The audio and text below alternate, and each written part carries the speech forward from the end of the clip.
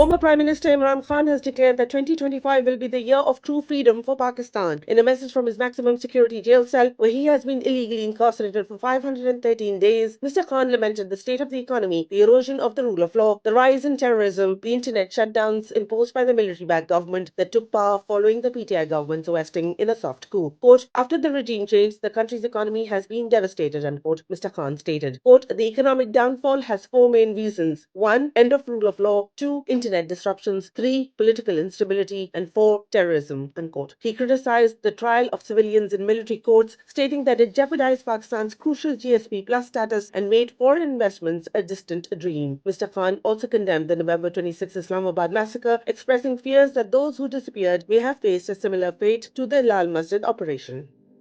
And now we turn to our special coverage of the Islamabad massacre. The death toll from the senseless killing of unarmed protesters by Pakistani security forces on November 26 continues to rise. On Saturday, December 30, more than a month later, the body of Mohammad Rashid was handed over to his family by the Islamabad police, who claimed his death resulted from a road accident. However, according to family sources, when a representative arrived at PIMS hospital to receive the body, they noticed a bullet wound on Mohammad Rashid's body. These sources exclusively revealed to Global Pakistan that multiple other bodies were stored where Mohammad Rashid's remains were kept. The return of Rashid's body supports reporting by independent journalists, and claims by Imran Khan's PTI party suggested a cover-up operation was conducted to hide the actual number of casualties in the military-style operation. The official death toll now stands at 14. In addition, 2 more individuals have been identified as injured with wounds from gunshots. The total of injured from gunshot wounds is now close to 170.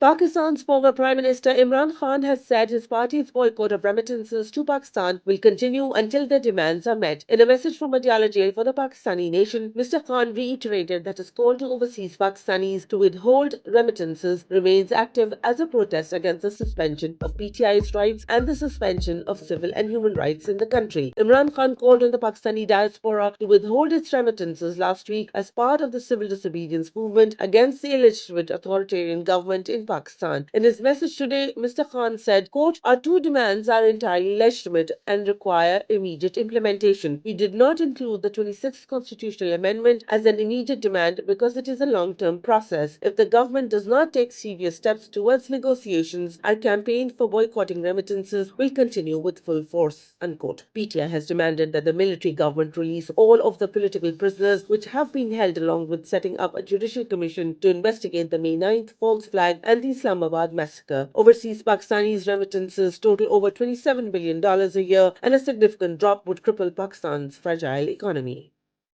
Pakistan Tehreek-e-Insaf, the party of former Prime Minister Imran Khan, rejected the allegations by the Pakistani army spokesman, who made bizarre allegations against the party in what analysts called a political press conference. Leader of the opposition and PTI senior representative Umar Ayub said the army spokesman cannot misguide the people in the age of social media. Quoting from a news report in 2022, Umar Ayub said it was the army which formulated the policy on Afghanistan, and distorting the facts is an attempt to shift blame. Umar Ayub said the intelligence agencies of the country can secure the country if they focus on combating terrorism instead of hounding journalists and social media activists. PTI also slammed the army for subverting the constitution by trying civilians in a military court. Responding to comments by the army spokesman on PTI-governed Khyber Pakhtunkhwa province, senior PTI leader Taimur Jhagra said the federal government is withholding crucial funds which would help in improving the security situation. Taimur Jhagra said the DG was creating rifts between the federating units.